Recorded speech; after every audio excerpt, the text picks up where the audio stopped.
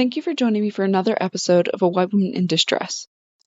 This podcast is dedicated to raising awareness for missing children, teens, and adults who have vanished under heartbreaking circumstances. My mission is simple: to keep their stories alive and to help bring them back to their families. In a world where media coverage isn't always equal, it's vital to recognize that many cases go overlooked. Marginalized groups, including Indigenous people, people of color, the LGBTQ+ community, runaway teens, and homeless individuals. They often face systematic barriers leading to under-investigation and inadequate attention.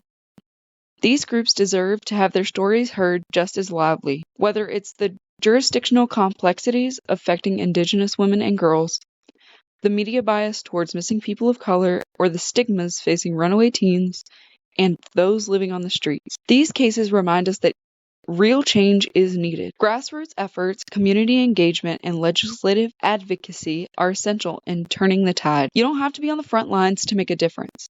Even small actions like sharing information or providing anonymous tips can play a crucial role in bringing loved ones home. Every family deserves answers, and every missing person deserves to be found. Before we dive into today's story, please be aware that content may include themes of violence, sexual assault, or other distressing topics. Listener discretion is advised. So today's episode is actually a little different because I was actually requested to do this episode. So today we're going to be talking about a skilled mountaineer and beloved teacher, Matthew Brian Greene, who disappeared in Mammoth Lakes, California in July of 2013. Despite numerous searches, both official and voluntary, his disappearance remains unsolved. So in today's episode, we're going to cover everything from Matthew's background and climbing experience to the timeline of the last known movements, the search efforts, and the theories surrounding his disappearance. Matthew Brian Greene was born on September 8, 1973 in Pennsylvania. He was also known for his academic powerness and love for math, eventually becoming a math teacher at Nazareth Area High School in Bethlehem, Pennsylvania. In his personal life, Mathew was an avid mountaineer and an outdoorsman. His love for the wilderness took him all over the United States, where he climbed numerous challenging peaks, especially in the Sierra Nevada range. He was described by those who knew him as not just adventurous, but a cautious, careful, and highly skilled climber. His time in the Peace Corps in Papua New Guinea from 1998 to 2001 also contributed to his self-reliance and survival skills in the outdoors. While Mathew had a reputation for taking on solo climbing trips, he was not known to take unnecessary risks or tackle dangerous routes without proper preparation. His friends and family agreed that he was meticulous and safety conscious when it came to mountaineering, making his disappearance way more puzzling. Now, we're going to walk through the events leading up to his disappearance. Late June of 2013, Mathew arrived in Mammoth Lakes, California for a summer climbing trip with his friends John and Jill.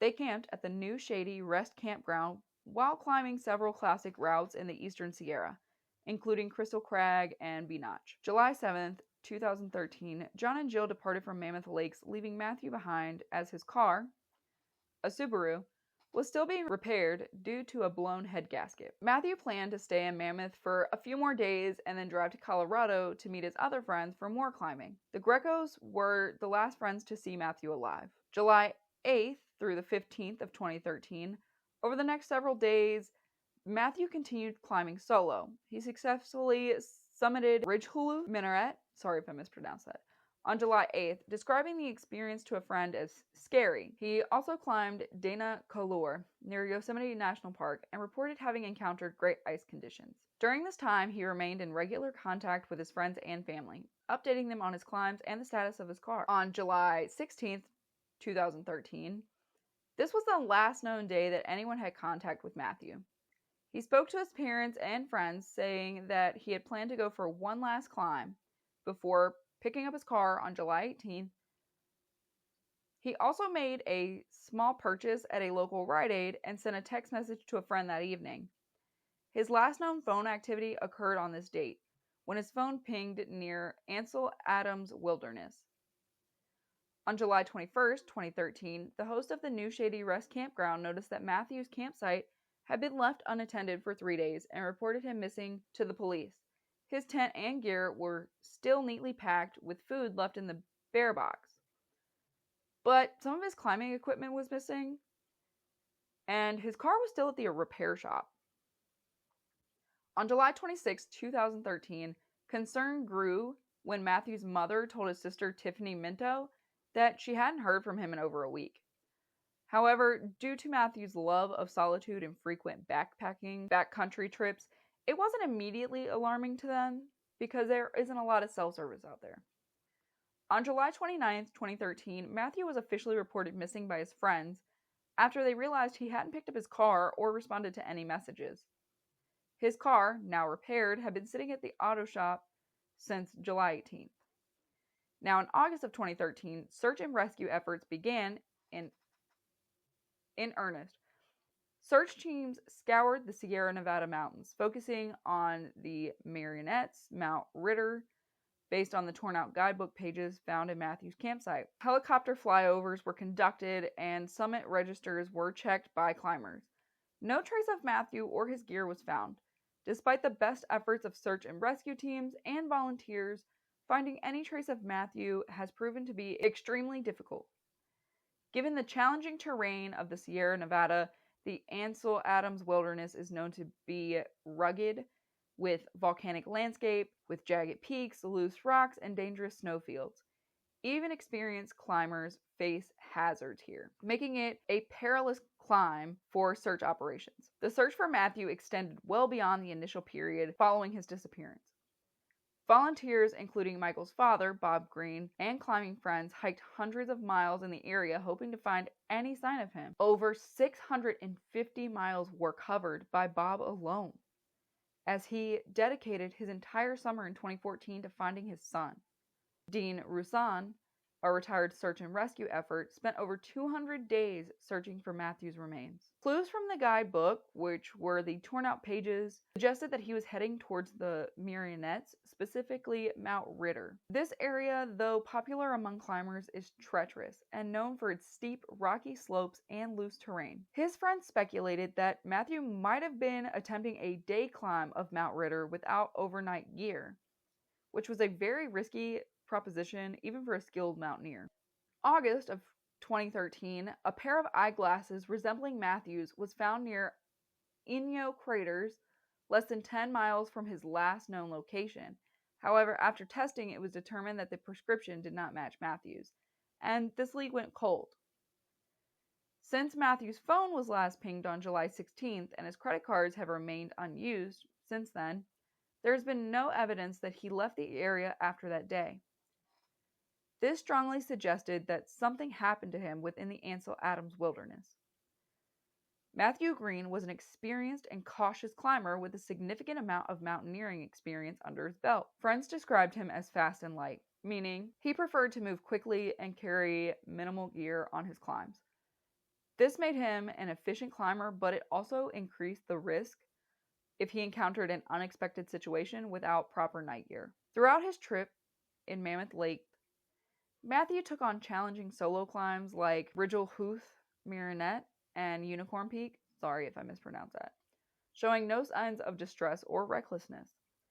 His friends noted that he was in good spirits, excited for future climbs in Colorado. This level of experience and caution has led to many wondering what could have gone so catastrophically wrong that he hasn't been found. The rugged and remote nature of the Sierra Nevada terrain could have easily concealed his remains, especially if he had fallen in an inaccessible location. Now, there were a few leading theories about what might have happened to Matthew Greene. While no one knows for sure, these are just theories and they are based on what they've found so far and expert opinions. So the first theory is that maybe there was an accidental fall. This is considered the most likely scenario. The rugged and steep terrain of the Marionettes and Ritter Range presents numerous dangers, including loose rocks, steep cliffs, and snowfields. Even experienced climbers like Mathew can fall victim to unstable conditions. If he had fallen in an isolated area,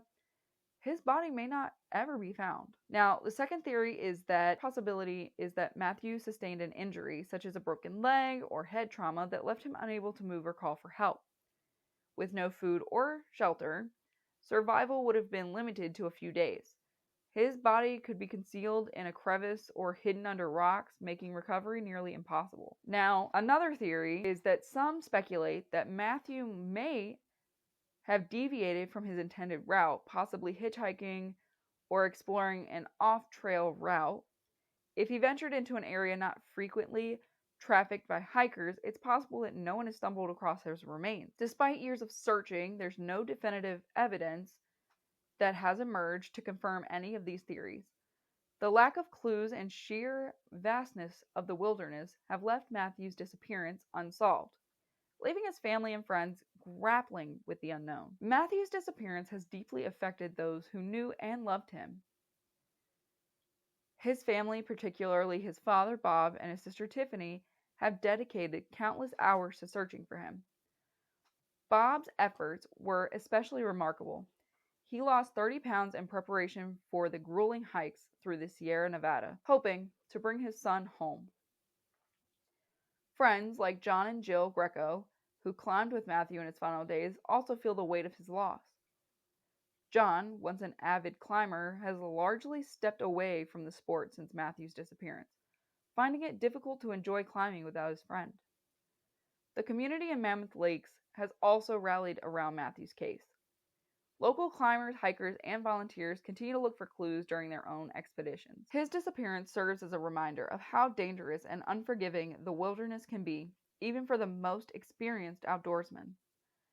Matthew Brian Greene's disappearance remains one of the most baffling cases in Mammoth Lakes, California. Despite his expertise as a mountaineer, the wilderness swallowed him up without a trace. His story, like many others in these vast landscapes, remind us that nature, while beautiful, can also be perilous and unpredictable. If you have any information that could assist in finding Mathew, no matter how small it may seem or how insignificant, please contact the Mammoth Lakes Police Department at 760-934-2536, extension 17. Thanks for joining me today. As always, I want you to stay vigilant, stay informed, and continue to help raise awareness for those who can no longer speak for themselves. And remember, if you see something, say something, and do something.